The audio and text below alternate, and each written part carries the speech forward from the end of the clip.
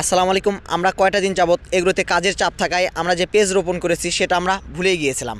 আমরা যে বালু মাটিতে পেজগুলো রোপণ করেছি সেটা যে সেচ দিতে হবে এটা আমাদের মাথায় ছিল না। সেই কারণে আজকে শুক্রবার থাকায় আমরা সকাল সকাল চলে আসলাম আমরা এই পেজের যত্ন আত্তি করতে। আর আজকে যেহেতু শুক্রবারের দিন আমাদের অর্ডার সাধারণত শুক্রবারে খুব কম থাকে, সেই কারণে আমরা এই পেজের যত্ন আত্তি করতে পারতেছি। তো সকালবেলা ঘুম থেকে উঠেই আমি আগে বাজার থেকে দুইটা মানুষ নিয়ে এসেছি, তারা মূলত আমাদের এই জমিটা নিড়ানি দেবে।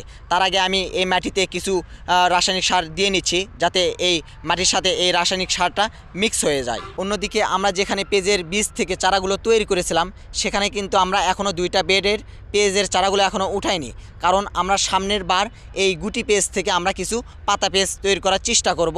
সেই কারণেই মূলত আমরা এখানে এই পেজের চারাগুলো এখনও রেখে দিছি।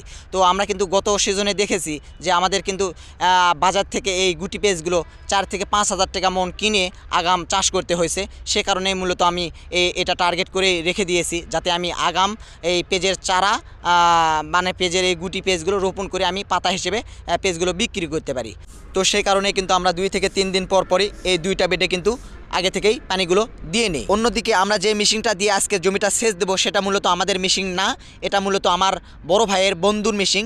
তো এই মেশিনটা দেখতেছি যে এই মেশিন দিয়ে কীভাবে নদী থেকে পানি তোলা যায়, কারণ হচ্ছে আমরা কিছুদিন পরেই এমন একটা মেশিন নেওয়ার চিন্তা ভাবনা করতেছি। আর আমাদের যে মেশিনটা বর্তমান আছে সেটা মূলত অনেক ভারী, এক জায়গা থেকে অন্য জায়গায় নিয়ে যাইতে অনেক সমস্যা হয়। মূলত আমাদের 2 থেকে 3 দিন পর পরই আমাদের এই মেশিনটা বের করতে হয় যাতে একজন মানুষই এটা বহন করতে পারে। সেই কারণে আমরা কিন্তু মূলত এই মেশিনটা নেওয়ার চেষ্টা করতেছি। তারপরে দেখলাম যে না, এই মেশিনটা ভালো পানি তোলে নদী থেকে, তো এটা কিন্তু পাম্প থেকেও ভালো পানি তোলার সম্ভাবনা আছে। সেই কারণে কিন্তু আমরা মূলত এই মেশিনটা নিব।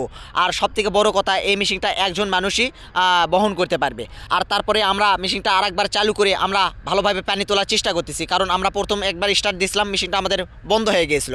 আর আমরা পেজের জমিতে ভালোভাবে পানি দিচ্ছি, আর পেজের জমিতে ভালোভাবে পানি দেওয়ার পরেই কিন্তু আমরা পেজের জমিতে আবার ইউরিয়া সার দেবো যাতে পেজটা খুব দ্রুত কালো হয়ে যায়, কারণ আমাদের পেজের জমিটা খরে গেছিলো অনেক পরিমাণে। আর পেজের শিকড় ভালোভাবে দিতে পারিনি কারণ বালু মাটি, আমরা শেষটা আরও 8 দিন আগে দেওয়া লাগতো, সেটা আবার 8 দিন পরে হচ্ছে। আমরা দ্রুত পেজের জমির কাজগুলো শেষ করে আমরা চলে গেলাম আমাদের এগ্রোতে।